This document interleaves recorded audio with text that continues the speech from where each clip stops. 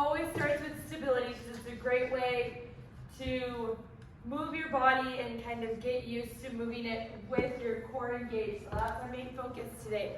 It's stabilizing through our core. We're starting today off with a ring plank for 30 seconds. So when you're in this ring plank, bend your knees just a little bit and you're just holding here. So it's the same mechanics as a regular plank. We're dropping into those shoulder blades a little bit so that our back is nice and flat, and we're bringing that belly button up and in so that our back should be from the top of our head down to your tailbone. It should be a straight line, okay? So think about tucking that pelvis under just a little bit, pulling those shoulder blades back so you get that nice flat back. You're there for 30 to 40 seconds. Then we go into a forward drag. So it's a forward and back sandbag drag with a push-up in between. So we're here, okay? And we've got that sandbag, okay?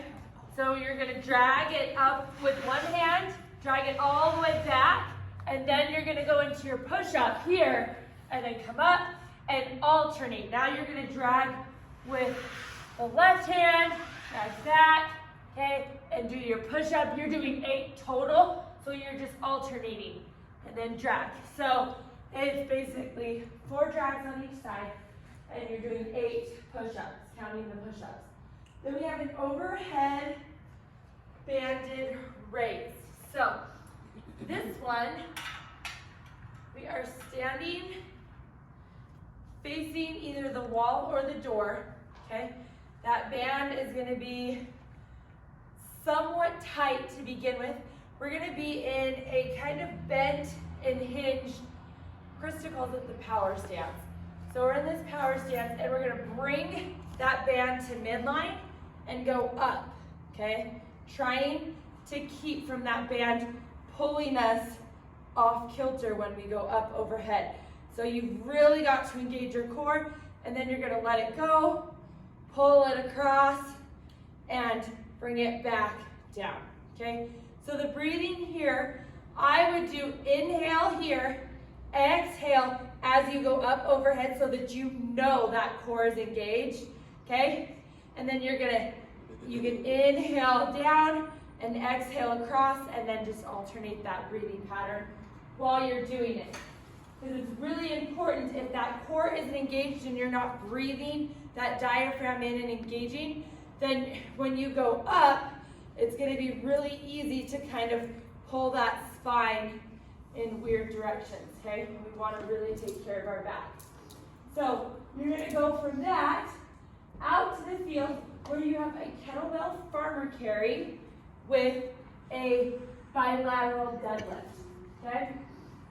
So you're going to grab any 2 kettlebells that are comfortable, and when you're walking with this, doing your farmer carry, what we're avoiding is rounding of the shoulders, okay, or swaying of the back. We need to find that neutral position where our pelvis is tucked and our core is engaged. So that means that, again, we're breathing that belly button in, and we're walking without those weights pulling our body in any kind of weird direction.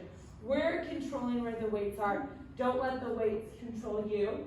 And then when you get to the end, okay, you're going to do 8 deadlifts. So those kettlebells are going to go in front of you, okay? And our deadlift is more of a hinge than it is a bending of the knee.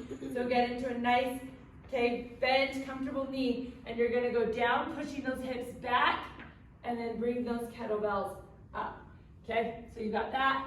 Then, as soon as you're done with that, you're going to walk back to the blue line and do 8 more of those kettlebell deadlifts. So 16 total. Then you're going to have it's a dumbbell squat to a single leg balance. So pretend these are dumbbells, okay? So you're gonna have 2 dumbbells up on your shoulder. We're going into our squat, okay? So we're sitting our hips back, sitting that butt down, keeping that chest up, coming up into a single leg balance, okay? And we're here, okay? Same thing, squat, keeping that chest up, that chest leads, and then we're gonna alternate the leg that comes up to balance. So you have 10 to 12 of those. Then we've got a series of broad jumps. So we're going to do 4 broad jumps, okay? Again, sitting our hips, jumping 1, 2, 3, all the way to 4. And then you're going to walk, reverse lunge, back to the line where you started, okay? You have that twice. So then when you get back to where you started, 4 more broad jumps, and then a walking lunge back. Then we got in a reverse plank. This is fun. I like this one.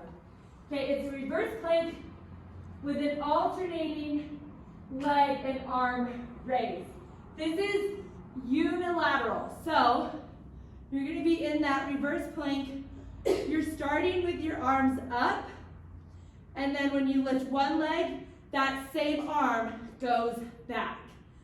So it's going to feel weird just because you're using the same leg and arm, but that is what is hard.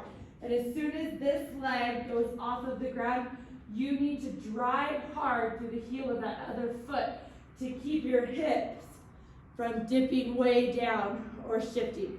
Keep them nice and even as that other leg goes back and that hand goes back, and then bring that leg back down and the arms stay overhead. So you have 10 to 12 of those, and then a street run, and we will just do that for 40 minutes. So, okay, we're gonna start with our group warm-up. So get up,